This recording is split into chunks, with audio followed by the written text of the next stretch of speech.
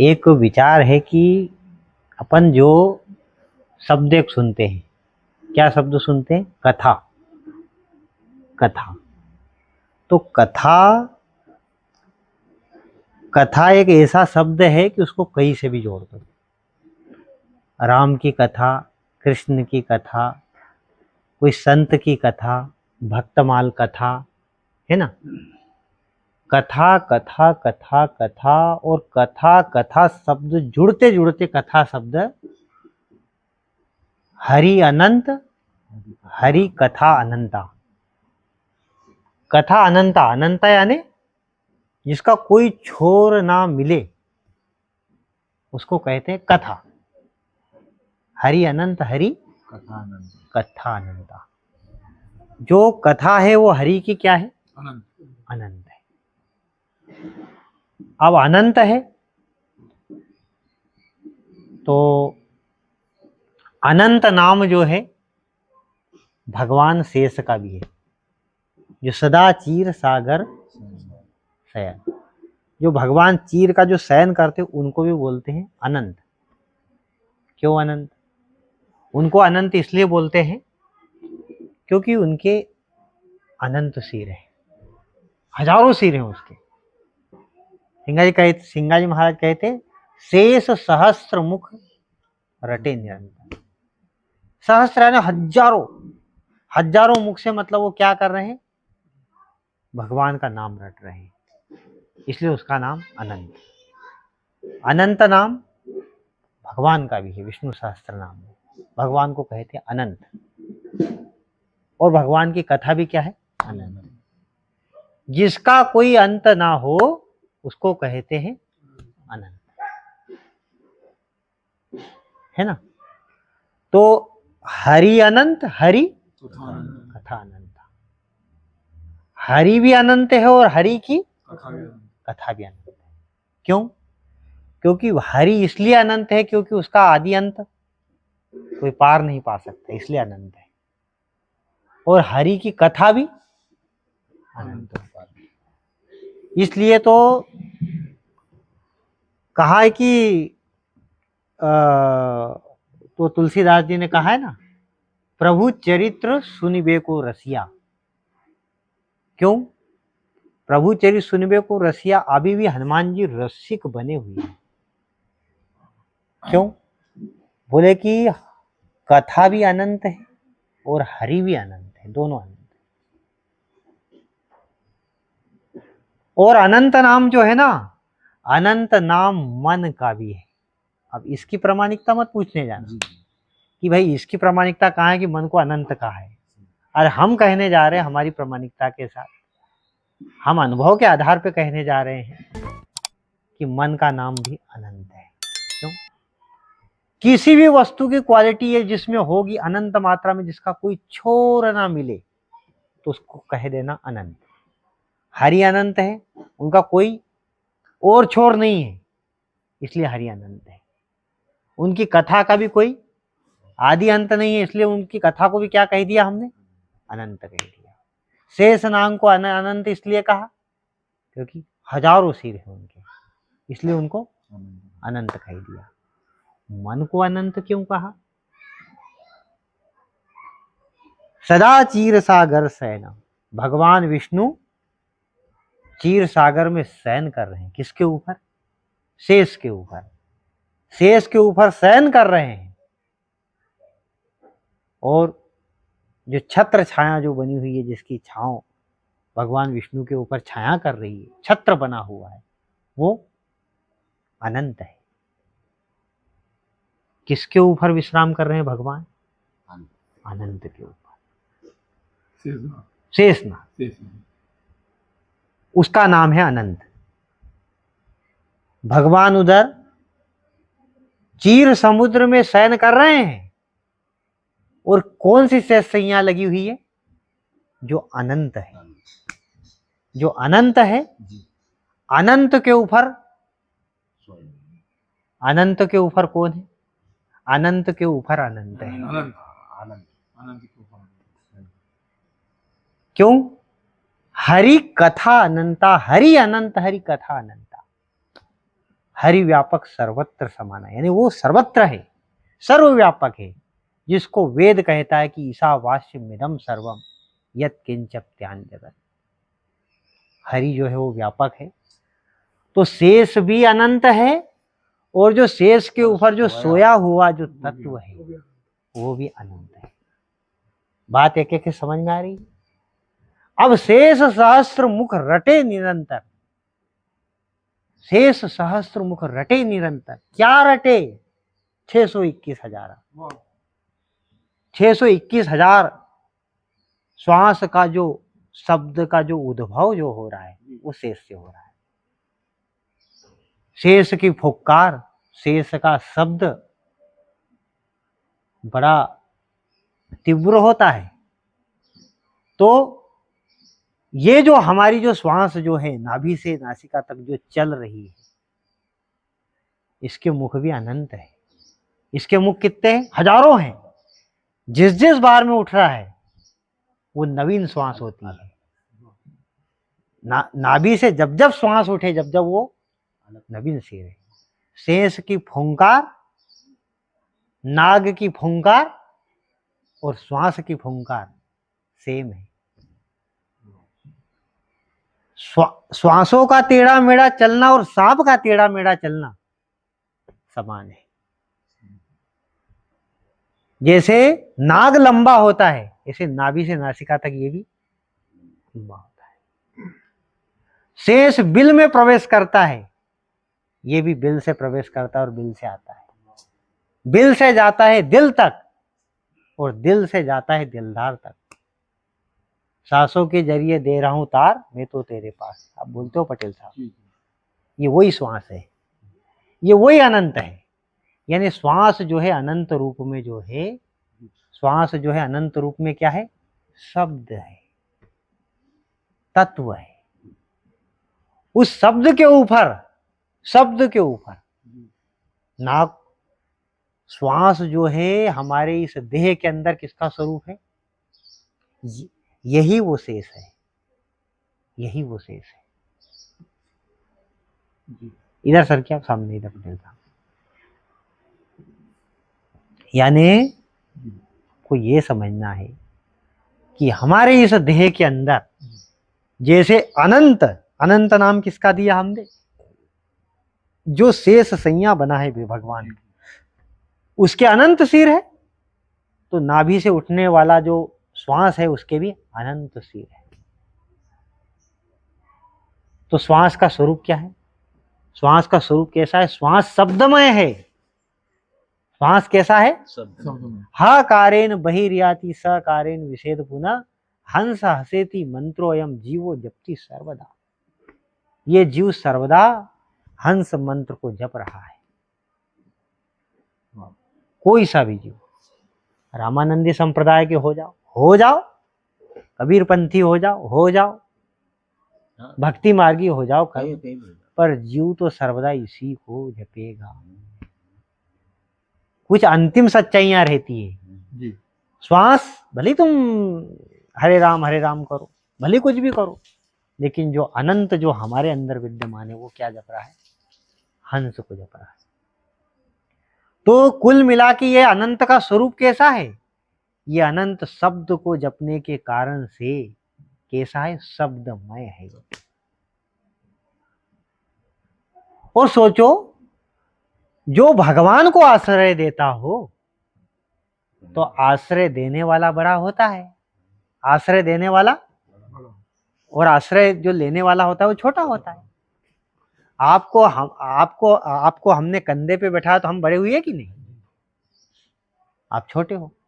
अब भगवान विष्णु को जो आश्रय दे रहा है तो बताओ बड़ा कौन है? आश्रय दे रहा है, उनके ऊपर विश्राम कर रहे हैं। भाई सूरदास जी तो कहते हैं कि जैसो उड़ी जहाज को पंछी, जैसो उड़ी जहाज को पंछी, फिर जहाज पे आवे, मेरो मन अनत कहाँ सुख पावे। पंछी उड़ा जहाज से, फिर जहाज पे आके बैठ गया। क्यों? आश्रय है। तो ये जो अनंत जो है जिसने भगवान विष्णु को भी आश्रय दिया है, वो अनंत शेषनाग है। तो शेषनाग क्या है? शेषनाग शब्द है, शब्द है। वो अनंत क्या है? शब्द है। तो शब्द रूपी संज्ञा पे मतलब भगवान विश्राम कर रहे हैं। तो हमारे शरीर में समझे, ये जो श्वास जो चल रही है यही शेष है, शेष यही है। और जब तक ये शेष है, जब तक ही व्यक्ति विशेष है। विशेष क्या? तो बोले कि श्री श्री महामंडलेश्वर 108 है, बोले कि श्रीमंत पटेल साहब, श्रीमाननीय सरपंच। और जब तक ये शेष था, जब तक ये श्रीमंत था, और ये शेष नहीं रहा इसके अंदर, डॉक्टर ने कह दिया आखिरी है अब, फिर क्या हो गया? फिर क्या हो गया? मुर्दा हो गया, मट्टी हो गया। अब वो नहीं रहा, खेल खत्म हो गया, कोई श्रीमंत नहीं, कोई कुछ नहीं रहा, उसके होने तक ही था वो। अब इसके अंदर जो है स्वरूप की स्थिति जो है वो विद्यमान है, वो विद्यमान है। शेष कैसा है? तो बोले कि शेष अनंत है। और ये तो तुमको फिल्मों में और एडवर्टाइज में बताया गया है कि शेष है, उसके ऊपर विश्राम कर रहे हैं, बाकी ऐसा स्वरूप नहीं है। वो स्वरूप ऐसा है कि उस अनंत ने उस स्वरूप, वो भगवान के स्वरूप को ऐसा ढक रखा है, ऐसा ढक रखा है कि सब जगह वो अनंत ही अनंत दिखाई दे रहा है। और उसके बीच में स्वरूप इतना छोटा मालूम पड़ रहा है कि जो चीर समुद्र में जो झांकी है, जो संतों ने महसूस की है, वो ऐसी की है कि व्यक्ति जब जाता है उस लोक में, प्रवेश करता है भाव जगत में, तो शेष ही शेष दिखता है, बस स्वरूप नहीं दिखता।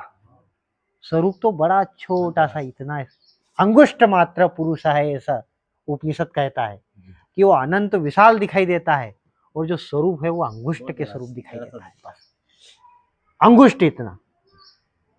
क्यों?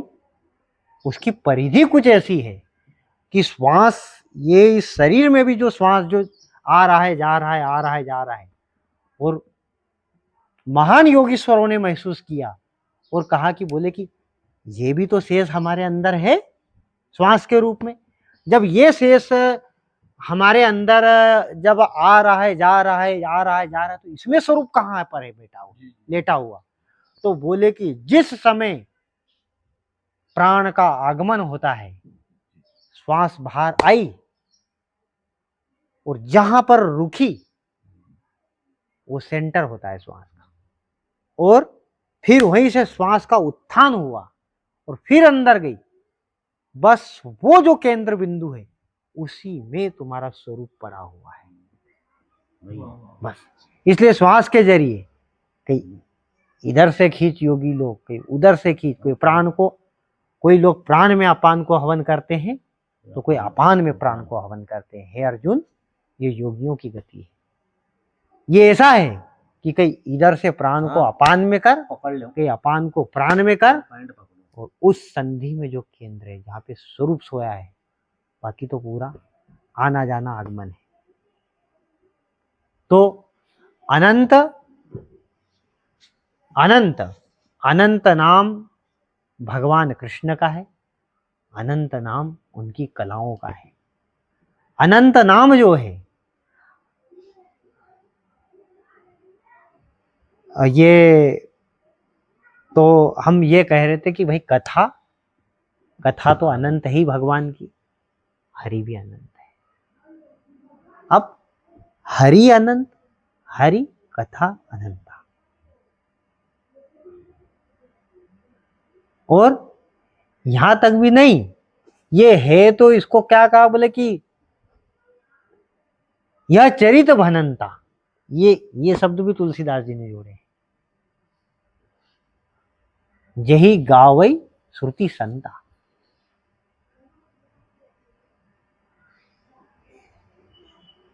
तो अनंत शब्द हम कहां कहां जोड़ सकते हैं? जहां कोई संख्या ना हो उसको हम क्या कहेंगे? अनंत। भगवान की व्यापकता का कोई अंत नहीं, इसलिए हम उसको अनंत कहते हैं। शेष के कितने सिर हैं कोई संख्या नहीं, इसलिए अनंत कहते हैं। और फिर हमने एक शब्द उठाया था कि मन का नाम भी अनंत है। आपको हो सके फिर पुस्तकों में, साहित्यों में मिल जाए मन का नाम अनंत, अच्छी बात है। पर ना भी मिले तो मान लेना कि अनुभव के आधार पे परम सत्य है। क्योंकि तुम कहते हो पुस्तक की लेखन और मैं कहता हूं आखन की लेखन। पुस्तक में भी वहीं से आया और हो सकता है पुस्तक में तो इधर उधर से भी कहीं से आ जाए, लेकिन जो अनुभव से जो आता है कभी झूठ नहीं हो सकता। तो हम हमारे अनुभव के आधार पर दे रहे हैं कि मन का नाम भी अनंत है। क्यों है अनंत? उधर चीर समुद्र में भगवान सोए हुए हैं। चीर समुद्र में भगवान सोए हुए हैं और उन भगवान का नाम भी अनंत है। शेष संज्ञा किस पे लगाई है? तो बोले अनंत पे अपनी शेष संज्ञा लगाई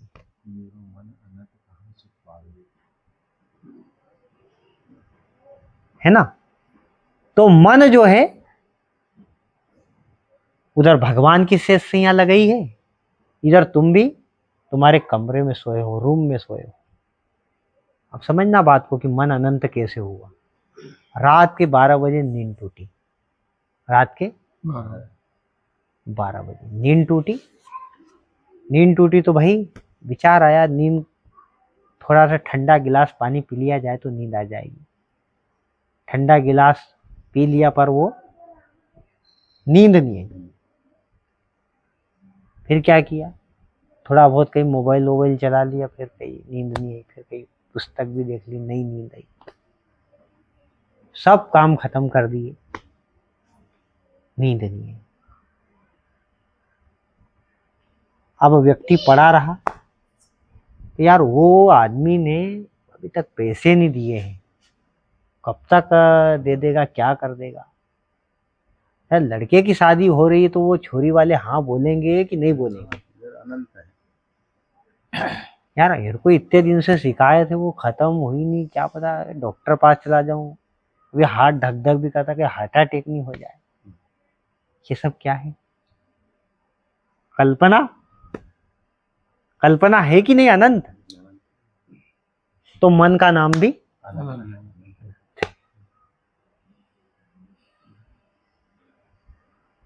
तो मन भी हमारा क्या हो गया है? अनंत हो गया है। अब बात ये है, अब बात को यहां से उठाना है। यहां से अध्यात्म गजब करता है। अध्यात्म की चाल यहां से कुछ ऐसी बाकी तिरछी है तो बढ़ती है समझ के तौर पे कि मन का नाम अनंत है। तुमको उदाहरण से समझाया, कितनी कल्पनाएं मन में आती रहती है, जाती रहती है। तो मन क्या हो गया? अनंत हो गया।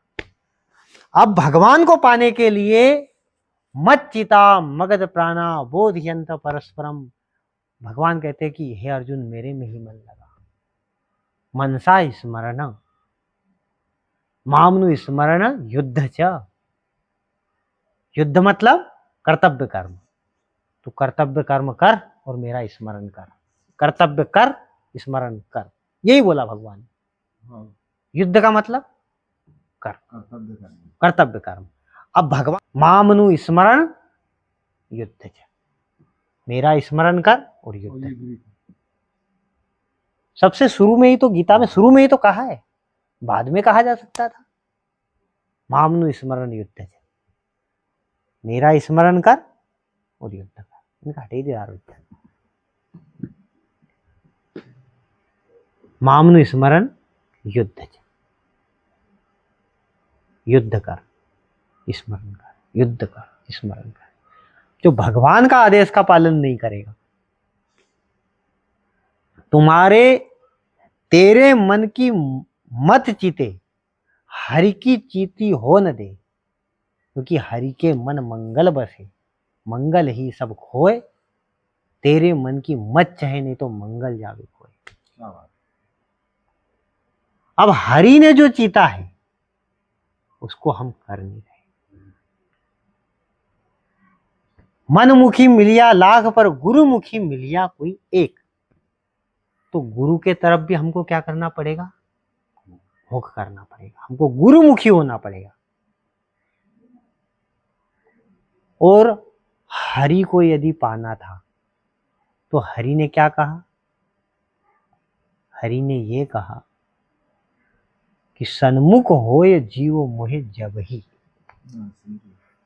सन्मुख होना क्या है, सन्मुख होना कोई, सन्मुख होने में जाना आना नहीं है। सन्मुख होने में क्या है, जैसे अपन बैठे ना, तुम उधर मुंह किए हो, हमारे से बात ही नहीं कर रहा हूँ, आमना सामना हो यार, सम्मुख है। सम्मुख में केवल पलटने की जरूरत है, बस। सन्मुख में केवल पलटने की जरूरत है, सिर्फ पलटो।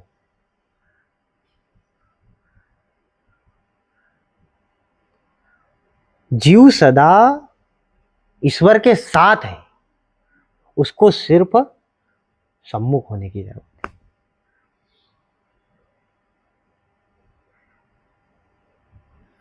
अर्जुन ने जिधर रथ घेरते थे, रथ इधर जैसे ऐसे सामने रथ है, तो अर्जुन ऐसे मुख करके नहीं बैठा था, अर्जुन इधर मुख करके बैठ गया था, रथ के पिछले पहिए में जाके बैठ गया था और मुख इधर कर लिया था। और हरि कहाँ है, सामने थे। और जब हरि के विमुख था तब तक तो वो दुखी था, सम्मुख हुआ जब ही सुखी हुआ वो।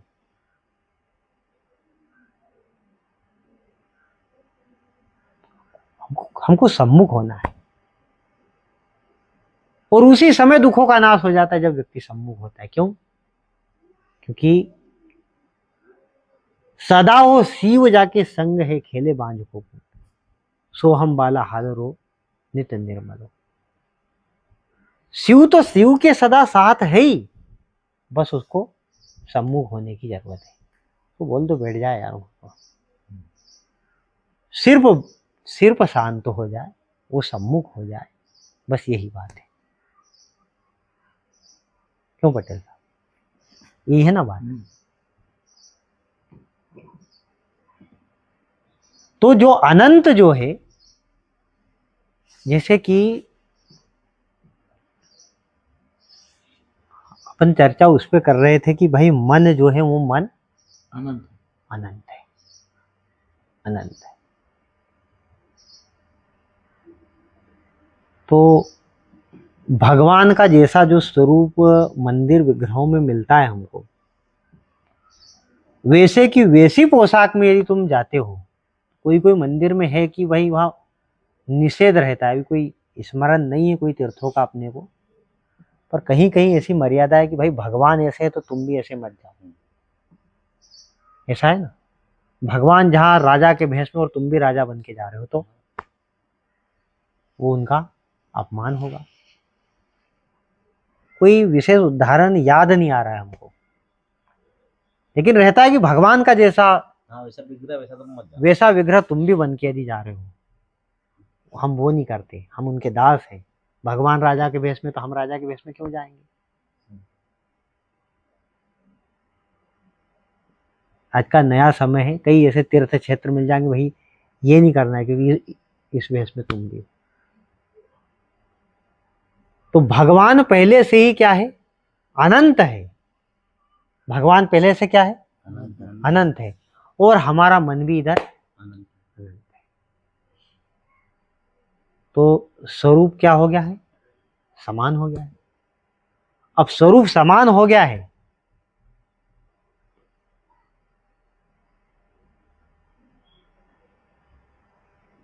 ये मध्वाचार्य वाले मानते हैं कि भाई अद्वैतवाद से जो नीचे और भी जो दूसरे वाद हैं आध्यात्मिक जगत के, वो लोग ऐसा मानते हैं कि भगवान सदा से स्वामी हैं और जीव सदा से नित्य दास है और रहेगा।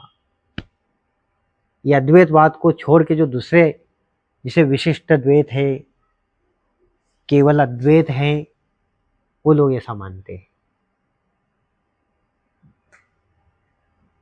तो अपने को ये समझने की बात है उसमें कि भगवान भी अनंत है और मन भी अनंत है। तो कहा कि ये मन अनंत ना रहे, क्योंकि अनंत रहेगा जब तक अनंत को नहीं पावेगा। ये अनंत ना रहे, ये केवल हो जाए बस। यानी जितनी भी मन की कल्पना है उसी के कारण से अनंत है वो कल्पनाओं का यदि त्याग कर दे तो फिर मन उसको पाने योग्य हो जाता है।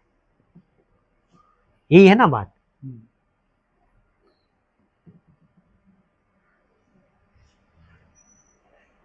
इस प्रकार से है ये चर्चा।